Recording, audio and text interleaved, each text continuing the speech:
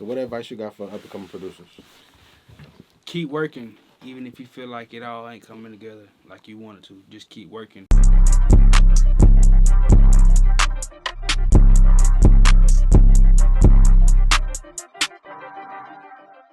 Yes, sir. We're here in the studio with my guy, Mari Beats. He's one of the top producers in America right now, coming out of Charlotte. And, you know, I've been hanging out with Mari for a while, a couple years now, and I really seen his progression and his growth and how he just started. He started getting a little placement here, a little placement here. Then it was like, boom, boom. Then he started getting plaques. So I was like, all right, we need to slow it down, talk to Mari, see what he doing. What is the secret sauce that he got? So basically tell everybody how you started making beats and your first placement, stuff like that. Well, my first placement was Young Thug Problem. I produced that with Isaac Flame. But really, my background in music, my dad, they always came around music. He know Casey and JoJo. That's a part of our family, distant family. That's crazy. So growing up, I always was around them. And growing up, going to the studios, I always seen what they was doing. So, like, it really inspired me to do music. And I always knew how to play piano and drums because I was in church. So it just always escalated from there. I got my first placement in high school. I was 16. Damn, I was crazy. hyped in high school, bro. Like, it was a different experience. And then FaceTiming Young Thug, he would always give me advice during school, like tell me stay in school, but always sending beats after I'm leaving school. It's just like, that was a real big experience. And then being on Slime Season 3, it hit 1 billion streams, so it was just like life-changing. I was able to maneuver around after that. So, man, really, that was my background, my first placement. Mm-hmm. So, you in Charlotte, you growing up, you see your family and stuff is into music, you start messing with it. But how does that translate to how did you get to Atlanta? We in the A. How did you get here? Like Okay. what how did you get that placement? Like tell me, you made the beat with Isaac on the internet or y'all was in the studio or All right, so my first producer I met down here was SK. Yeah, you know SK? Yeah, of course. Most definitely. I met him, and we was just doing stuff like through the internet and like sending him collabs after I leave school and stuff like that. And then he ended up saying we had a placement with Kid Ink, but it never dropped. And then after that, like I was posting that I was working with SK and Isaac Flame had I guess seen it, and he DM me was like, "Yo, I'm working with Thug and Rich Gang right now, so like I want you to be a part of this." And this was when Rich Homie Quan and Thug was doing the project together. The Rich, the Rich Gang, that was a legendary time. Yeah. So like just hearing all the unreleased stuff and then going back home and remaking like beats and like stuff that I feel like it would sound like that. I ended up hitting something that land, and then Thug was like, "All right, we're gonna keep that for my project instead of the combined project." And so like, man. So Quan wasn't on it. Nah, originally he was supposed to be on it, Okay. and so he just ended up doing it by himself. So it ended up like that. And the song, I ended up sitting on it for about a year, and they dropped it in 2016. So it was amazing, man. Like that was life changing for real. Damn, 2016. Yeah, you been out here doing it then. Well, for real, man, I was definitely. But I caught the placement in 2015. Like, really, my background though, like I said, after I met Thug, I had met Future. We all went to the Triangular Sounds at the time. You know, what was it called? Dark? Yeah. We went to Triangular Sounds at the time. Man, he was giving me advice like, "Oh, you should do this. Don't put too many sounds." Because like, at the time, I wasn't producing the hardest beats, but like, it had quality and it was there.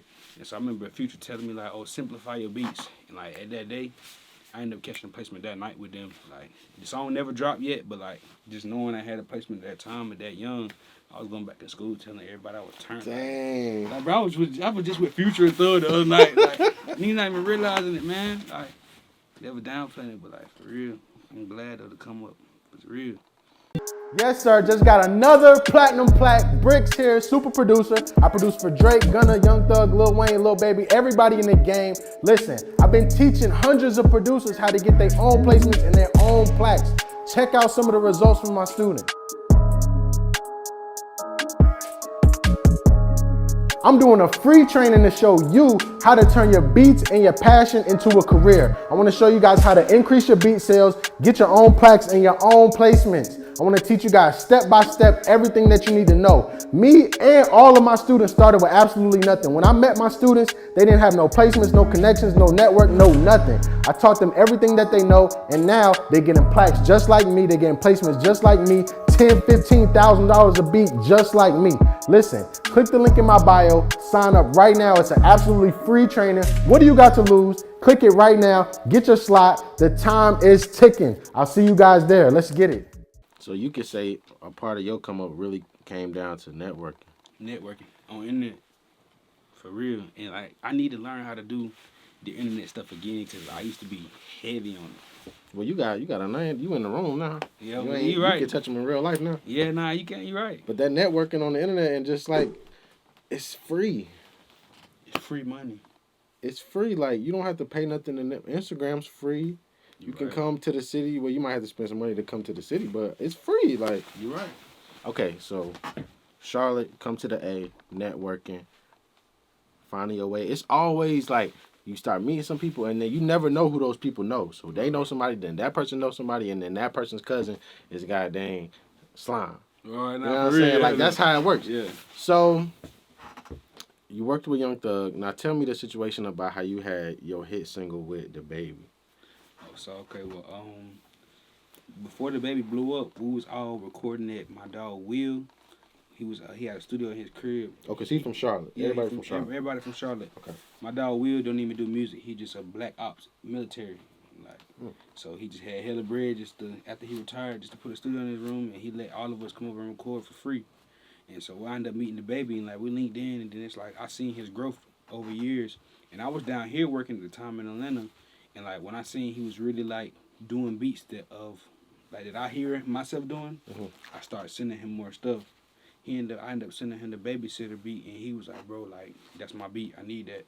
But me and Grizz was in the studio with Hitmaking, originally made it with him. 2 Chainz and them supposed to get on it. But we was like, nah, we got to do it for DaBaby. Right. And nobody knew him at the time. So it was just like, damn, that's weird. We made the beat in front of us, but we can't even get it. Like, bro, we ended up telling them when they couldn't get a beat, and DaBaby got on it that same night. We had Offset on it that same night. Damn. Same night. That shit was a hit. Man, what? That shit is a hit. And it's still been going crazy, too. Like, TikTok been doing this thing with it. Like, everywhere it's been going crazy. It's like all my old records been going up lately. Boy, building that catalog.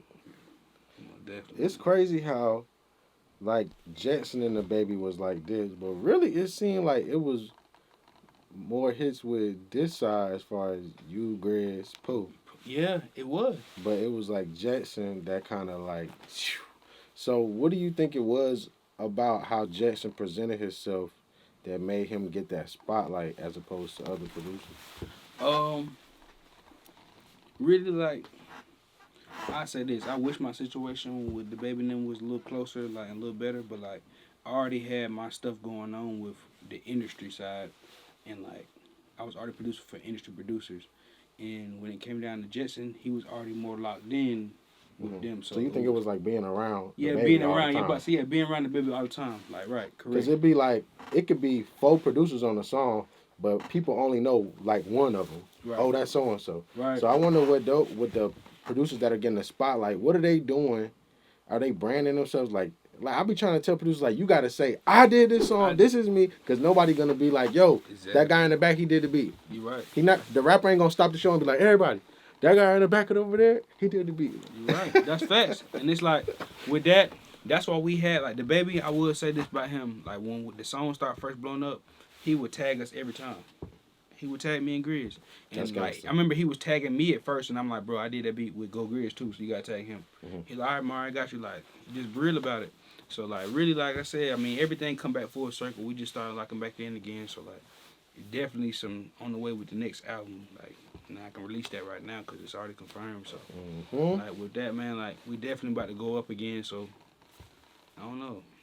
Yo, what's going on, guys? I just wanted to take a few seconds and let you guys know about a free training that I'm doing. It's absolutely free. The link is down in the description. I'm going to be showing you guys how to really take your beats and turn them into a profitable career. I'm going to show you guys everything that you need to know step by step. I'm going to show you how my students have even been selling their beats, getting placements, changing their lives. I want you to be a part of the group, and I want you to take advantage of the free training. It's a free class. Click the link in my bio. Now look, let's get back to the video. So what advice you got for up-and-coming producers?